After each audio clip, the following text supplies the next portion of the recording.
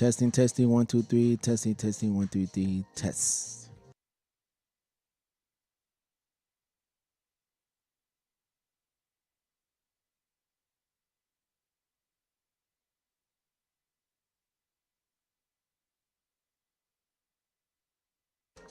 All right, we're gonna get ready to start in about say about 3 minutes. Probably make it two, but we're gonna get ready to start up. Thank you.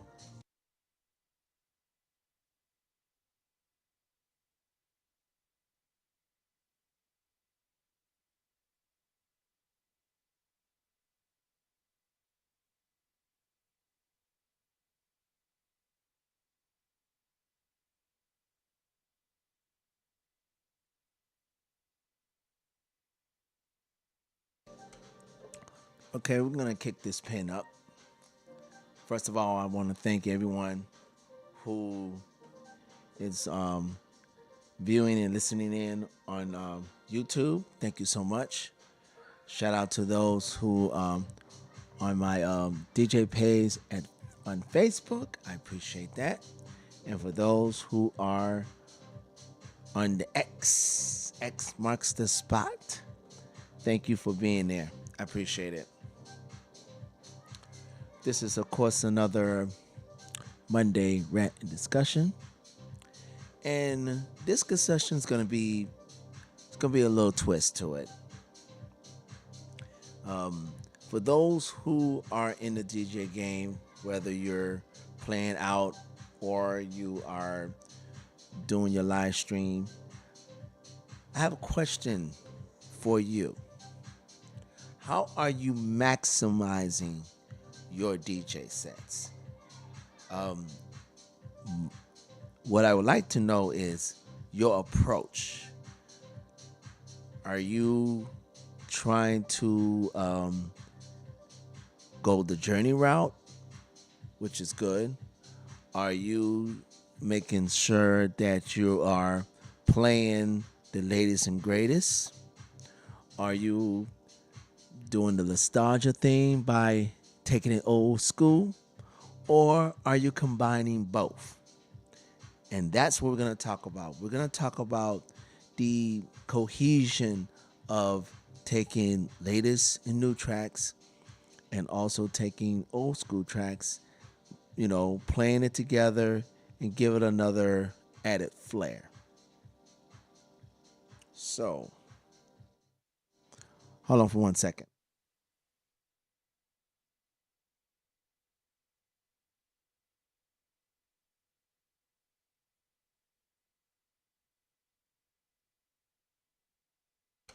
Okay, sorry about that. Without further ado, let's get started. What's up, everyone? Again, thank you so much for coming through.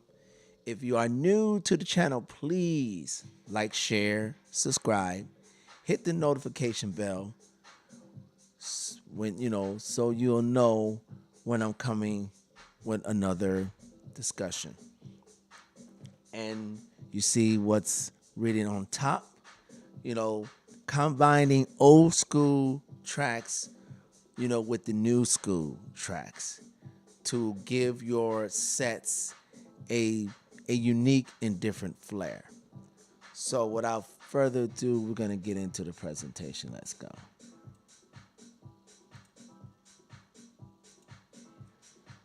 Okay.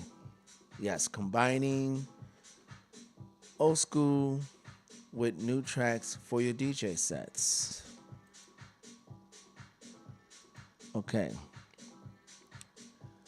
Now, for those who wants to know how to do it, it is a great question. How can I maximize my DJ sets without being, add a little flavor to it? What can I do to bring some flair into my playlist so when I get ready to play either out, in front of a crowd or via live stream that my listeners and the listeners and viewers and the audience, of course, will receive it and will enjoy it. Okay. Now, it's a skill that separates average DJs from memorable ones. Okay. Mixing old school with classics, with new, fresh tracks, will give your sets a timeless yet forward thinking energy. Okay. Now, we're about to get ready to go through the motions of how to accomplish that and how to bring that to the forefront, and also to add a little caveat to what you have already. Especially if you're doing a lot of crate digging and doing some new tracks in the library. Sometimes you don't have to do it all. You don't have to go that route. You can take some of your old school tracks, maybe find maybe like 10, maybe 15 new tracks, combine the two, and here we go, off to the races. So let's begin with the first slide.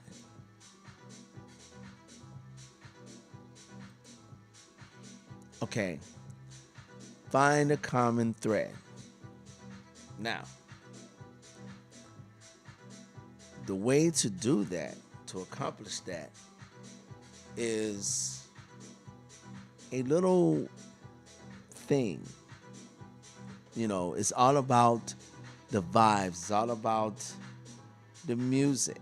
So you're not really trying to focus on the year of the tracks itself. Like, you're not trying to look for a latest track 2025, 2020, 2024, or what have you. And then you're looking for an old nostalgia, maybe 1980s, 1990s. That's not the antithesis of what we're trying to do here.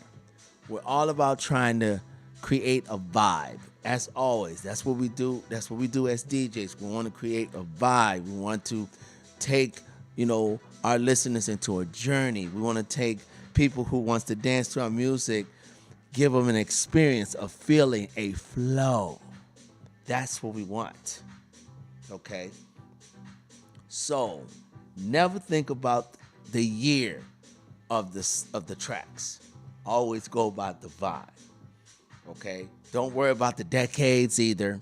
Don't worry about it if it's the 80s, 90s, 2000s, 2010s, 2020s. Don't worry about that either. It's the vibe that you're searching for. Okay? Like for instance, you can, try a deep house track and blend it in with a jacking track. Or maybe you want to go nostalgia with an, old disco track, and then maybe you want to throw a new soulful vibe into it. Things of that nature. But always focus on these elements though. Vocal style, bassline groove, percussion swing, and chord progression. Those are the things you want to focus on when you're trying to create this vibe that I'm trying to get you to see. Okay? Let's go to the next slide.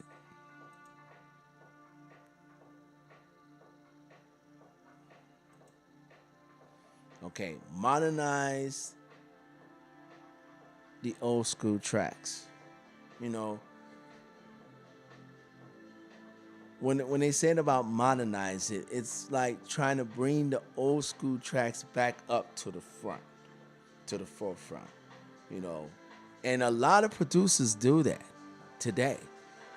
I hear a great number of producers that take remakes and remixes of old nostalgia, old tracks, and we're talking about as far as the 50s, the 60s, the 70s, and then bring those back up to today. I mean, that's another way of, doing the old school, new school, take on it. By having tracks that that you have heard before back in the day, but a new spin formed for it.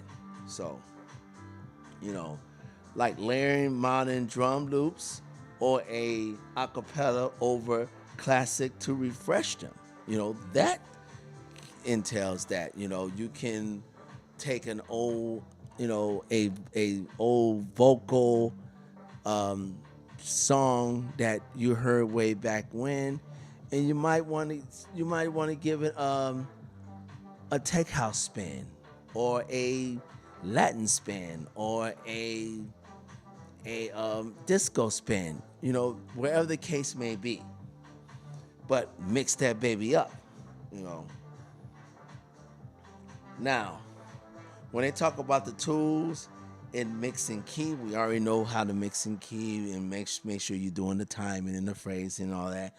That's already a discussion, so we're not gonna go to all that. I have other videos that really speak on that. So if you go to my playlist here on YouTube, you can check those out. So let's go to the next slide.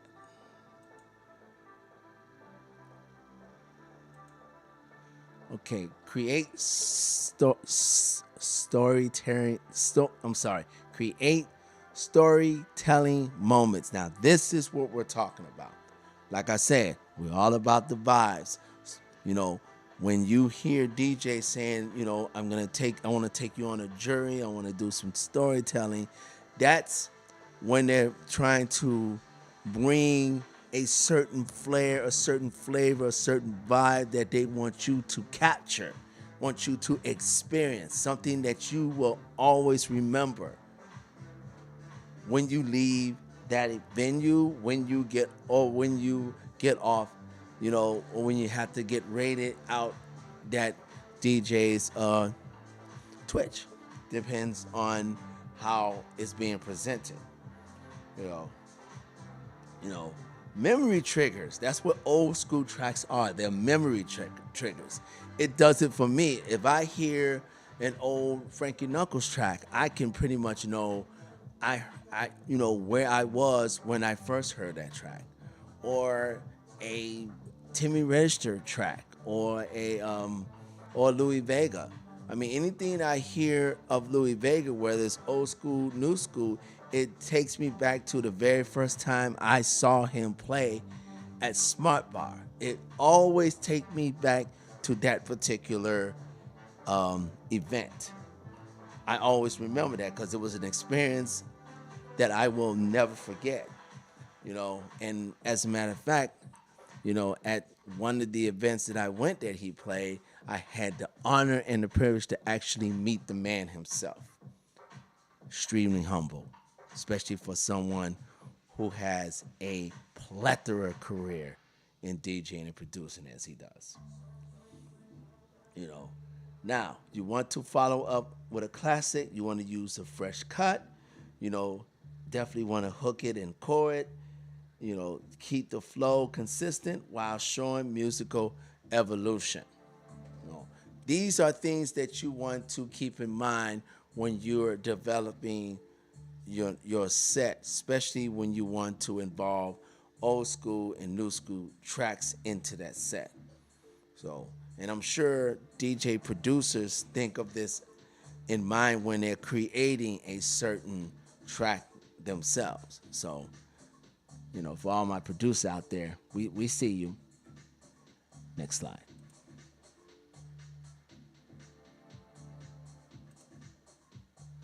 Okay, blend by energy, not just BPM. Now, I know I have been guilty of this because when I first started out DJing, to me it was all about the BPM. I figured if I make sure if I have a higher BPM, that means I get more energy out of the track and I have more energy out of the set. No. I learned that later on in my DJ journey that that's not the case. You know, if you let the music do its thing, it doesn't matter where you setting the BPM.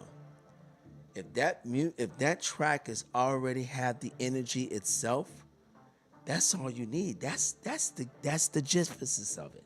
That's the thing. You know, you know.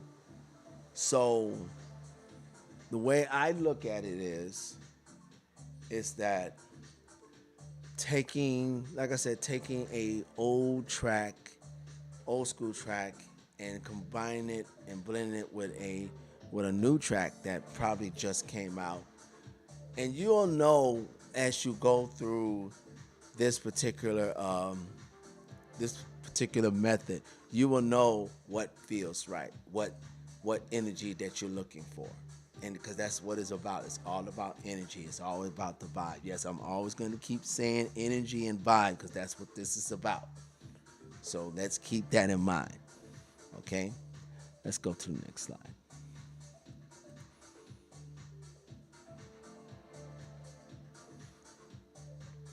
Okay. Bill. Oh, sorry about that. I gotta go back. Sorry about that. Oh, sorry. I apologize, everybody. I apologize. I dropped. There we go. Sorry about that. I meant to stop it. So, build minis and themes. I apologize for it going all the way through, but we're gonna get back to it. Here we go. Building minis and themes or errors. Okay. Now, structuring your parts of a set in short journeys. Now, when they saying about structuring your set, what I like to do at times, I like to call you know, combos, combo mixing either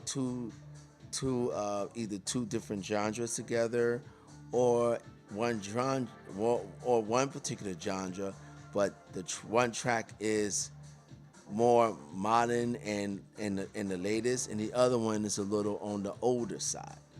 So I like doing that. Now I understand how they do it here because, you know, the example they use here. I'm going to take the example that I use. I have played garage with deep house. I've also played funky house or new disco with jacking house. I have played jacking house with a classic track. One of my old combo mixes I do is this one track called Disco Bus that is a jacking track. I have blended that with a classic 2000 Needing You from David Morales. I've done that a few times, and it gets me going, and it always gets a good reaction when I use those two tracks. So so when you do these transitions, you know, it lets your audience know that you are involving, and also let your audience know that you understand not only the vibe of those particular tracks, but when you're doing it with an old school track, you're reminiscing, you're bringing that roots, you remembering where these tracks came from. Now, remember, all the latest tracks has to start somewhere. And that means, you got your old school tracks. So I always say, you always want to throw that nostalgia in bits and pieces. So it's a good thing. Next slide. Okay. Do your homework. the What I like to say, do your homework, is not only practice mixing the two tracks together, also research these tracks. Find classic tracks, find old school tracks, and then at the same time find latest tracks and play around with it. That's what the practice is for. That's what the experimentation for. See if a latest track will blend in with an old school track.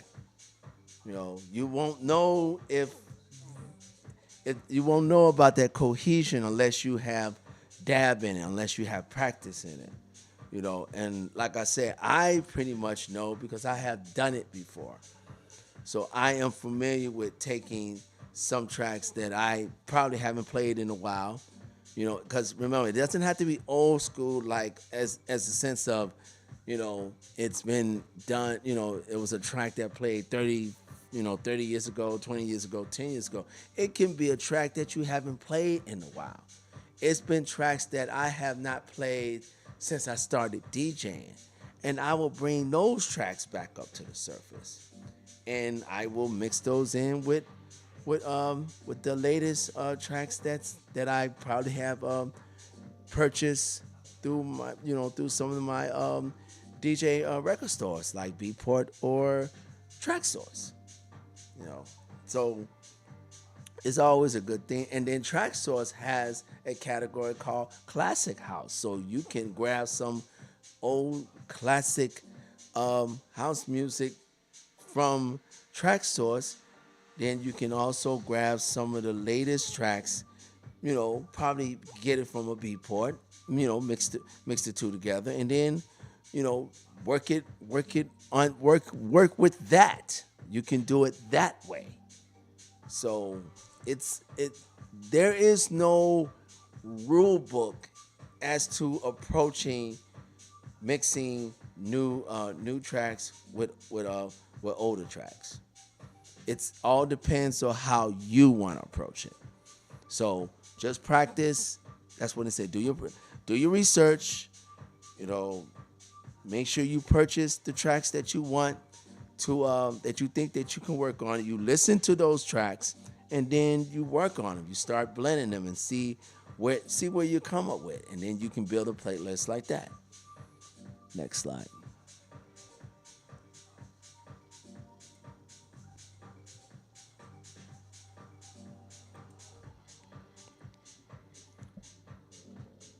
In with your signature. You know, in all intents and purposes, create your own style. Put your own stamp to it. You don't have to follow every the DJs and producers who probably have done it before. You can create your own style that will become your identity when it comes to doing mixing old school with new school. Okay, and you can also use your little tricks, your intros, your loops, your effects, just to make the transition unique. Because once you have those two tracks and you worked on them and you practice on them and you listen to it and they can work, then it's fun time. Then you can add a loop. You can work on the EQs, do some tricks on that. You can add some effects to it. Either way, however you want to do it, make it yours. Don't just make it stagnant. Make it yours. Let people know that, hey, this is how I do it. So when you listening to it, this is me. This is my approach to it. So, and that's it. I think that's all. Let me make sure. That's not okay, yeah, that's it. Let's go back here. Okay, so what do you guys think? Are is this something that you're willing to try on your own? Which I hope you do, because when you get a hand on it, it is so much fun. I have done this so many times, and I always have a ball. You know. Now I have to mind you. I have to warn you, if you're planning on recording your sets and posting it on like a YouTube or playing on Twitch, you have to be mindful of what tracks to play, because YouTube is very sneaky when it comes to the algorithm, and I don't want you to get a strike on your channel, and prevent you for posting future videos and things of that nature. And then of course Twitch with its DJ category, you got to be mindful of what you're playing as far as old school, because if it's on that list, you will receive that email. Trust me. I received, I say, 3 of them ever since I have done, ever since the DJ category has been implemented. So, but what it does is it's not telling you, well, we're gonna ban you and stuff like that. It's just giving you a reminder to be mindful of what you play. So now I know what tracks to steer away from. And I also being mindful of what tracks not to repetitively play. Now, when you're doing it live and out as a gig, that's a different scenario. That's a different scenario.